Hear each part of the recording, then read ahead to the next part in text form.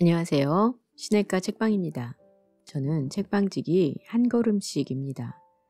오늘은 지난 시간에 이어 김호경님의 예수가 하려던 말들 중에서 불의한 재판관 비유를 정리해 드리도록 하겠습니다. 누가복음 18장 1절로 8절. 예수께서 그들에게 늘 기도하고 낙심하지 말아야 한다는 뜻으로 비유를 하나 말씀하셨다. 어느 도시에 하나님을 두려워하지 않고 사람도 존중하지 않는 어떤 재판관이 있었다.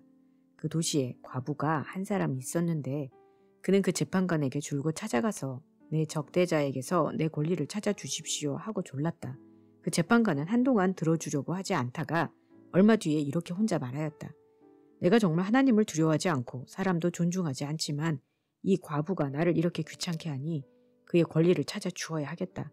그렇게 하지 않으면 그가 자꾸만 찾아와서 나를 못 견디게 할 것이다. 주께서 말씀하셨다. 너희는 이 불의한 재판관이 무엇라 말하였는지 귀담아 들어라. 하나님께서 자기에게 밤낮으로 부르짖는 택하신 백성의 권리를 찾아주지 않으시고 모른 체하고 오래 그들을 내버려 두시겠느냐. 내가 너희에게 말한다. 하나님께서는 얼른 그들의 권리를 찾아주실 것이다. 그러나 인자가 올 때에 세상에서 믿음을 찾아볼 수 있겠느냐. 하나님 나라는 단순히 개인적인 문제가 아닙니다. 하나님 나라는 왕의 통치와 대립하는 대안적 질서이며 낯설고 새로운 세상을 여는 문입니다. 그러므로 구원의 문제를 다루면서 개인적 구원이냐 혹은 사회적 구원이냐를 묻는 질문은 이미 그 자체가 오류인 것이죠. 개인과 사회는 분리되지 않습니다. 인간이 공동체와 더불어 존재한다면 구원은 개인적 문제이며 동시에 사회적 문제이기도 합니다. 많은 경우 하나님 나라의 공동체성이 어떻게 구현되는지에 관해서는 관심을 갖지 않은 채 많은 비유를 개인적으로만 해석하는 경우가 많습니다. 불의한 재판관과 과부 비유도 마찬가지입니다. 줄곧 이 비유는 열심히 쉬지 말고 기도하라. 그러면 소원하는 것을 얻을 것이다 라는 주제로 이해되었었습니다. 재판관에게 불의한이라는 수식어가 붙는 것은 그가 하나님을 두려워하지 않고 사람도 존중하지 않는 사람이기 때문입니다. 재판관이라면 하나님을 두려워하고 사람을 존중해야 되는데 그는 전통적으로 재판관에게 요구되는 조건을 충족시키지 못하는 사람이었습니다. 그러니 그는 이미 하나님을 두려워하지도 않고 사람을 존중하지도 않는 재판관이기 때문에 과부가 요구하는 정의에 관심을 가질 것이라고 상상하기가 어렵습니다. 그의 겉으로 드러난 것보다 더 놀라운 것은 재판관의 속마음입니다. 재판관이 과부의 청을 들어준 이유는 자신이 과부의 요구를 들어주지 않는다면 그녀가 자꾸만 찾아와서 자신을 못살게 할 것이기 때문이다 입니다.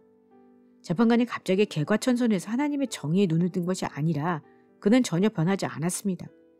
다만 성가신 과부가 귀찮았을 뿐입니다. 그는 여전히 불의합니다. 그러므로 과부의 해피엔딩으로 비유가 진행되는 지점에서 예수는 이 불의한 재판관이 무엇라 말하였는지 귀담아 들어라 라고 말하며 비유를 새로운 국면으로 전환시킵니다. 예수의 이러한 지적은 내가 정말 하나님을 두려워하지 않고 사람도 존중하지 않지만 이 과부가 나를 이렇게 귀찮게 하니 그의 권리를 찾아 주어야 하겠다. 그렇게 하지 않으면 그가 자꾸 와서 나를 못살게 할 것이다를 다시 한번 반복하는 결과를 초래합니다. 예수의 지적은 이제 과부가 무엇을 해야 할 것인지를 선택하게 만듭니다. 첫 번째, 재판관이 불의하더라도 자신의 소원을 이루었으니 과부는 감사하며 집으로 돌아가는 것을 선택할 수 있습니다. 두 번째는 과부의 소원은 이루어졌지만 재판관이 여전히 불의하다면 과부는 자신의 소원 성취에 만족할 수가 없습니다. 그 도시에 지속적으로 제2, 제3의 과부가 나올 것이기 때문입니다. 과부는 계속해서 재판관을 귀찮게 하는 일을 선택할 수 있습니다. 대개의 경우는 첫 번째 선택을 선호합니다. 원하는 것을 얻었으면 충분하다는 생각입니다. 그래서 기도는 자신이 원하는 것을 얻는 것으로 정의되곤 했습니다. 그렇다면 과연 기도는 진정 자신이 원하는 것을 얻기 위한 행위인가요? 이 비유에는 또한 이해되지 않는 점이 있습니다. 불의한 재판관에게 낙심하지 않고 그렇게 지속적으로 매달려서 원하는 것을 얻었음에도 그러나 인자가 올 때에 세상에서 믿음을 찾아볼 수 있겠느냐라는 구절이 비유의 마지막에 첨가되어 있기 때문입니다. 마지막 질문은 매우 부정적인 답변을 상정하게 합니다. 마지막 때에 세상에서 믿음을 찾아보기 어려울 것이라는 말입니다. 이렇게 끈질기게 기도해서 자신의 요구를 관철한 과부의 비유를 들은 사람들에게 믿음을 볼 수 없을 것이라는 예수의 염려는 무엇을 의미하는 것일까요? 어쩌면 예수는 이 비유를 통해서 사람들이 첫 번째 선택을 할 것을 염려했던 것은 아닐까요? 자신의 요구가 이루어진 것에만 만족하고 지속적으로 억울한 과부가 나올 수밖에 없는 현실에 등을 돌리는 세상에서 무슨 믿음을 볼 수 있을 것인가요?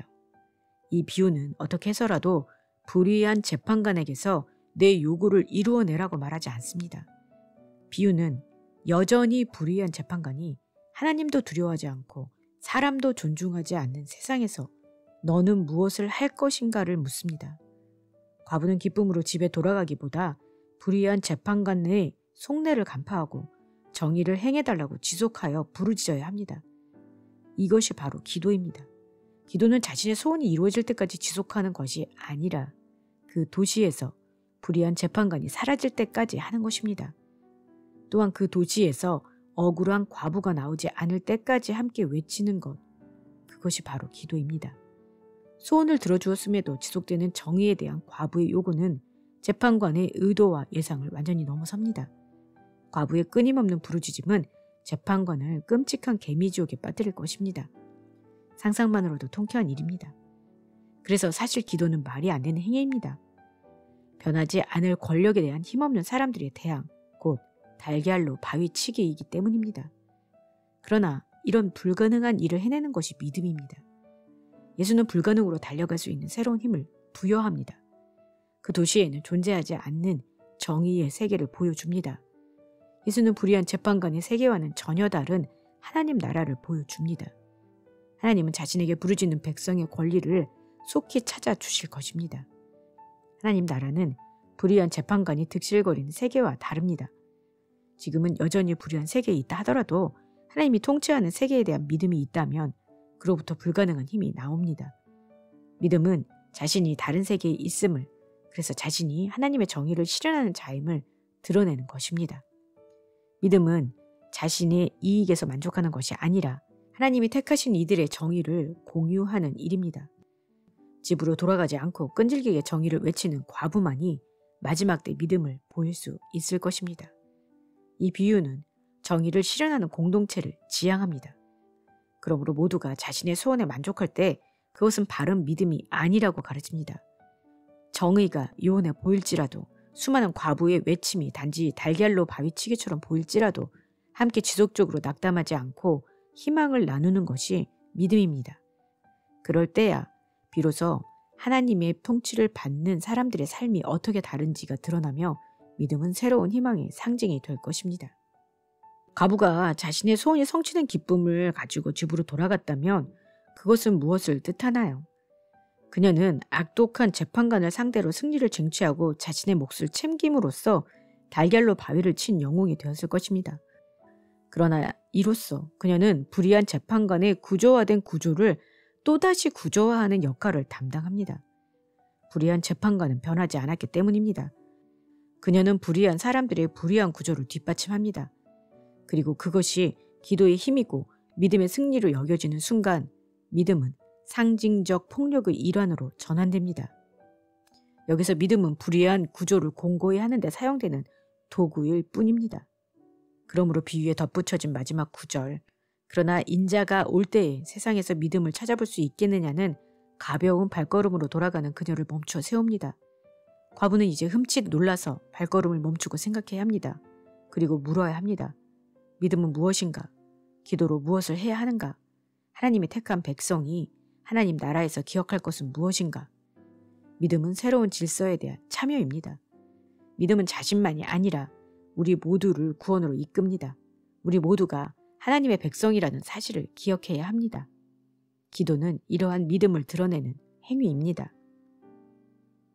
네, 다음 시간에는 불의한 청지기 비유를 정리해 드리도록 하겠습니다. 그럼 다음 시간에 뵐게요. 안녕히 계세요.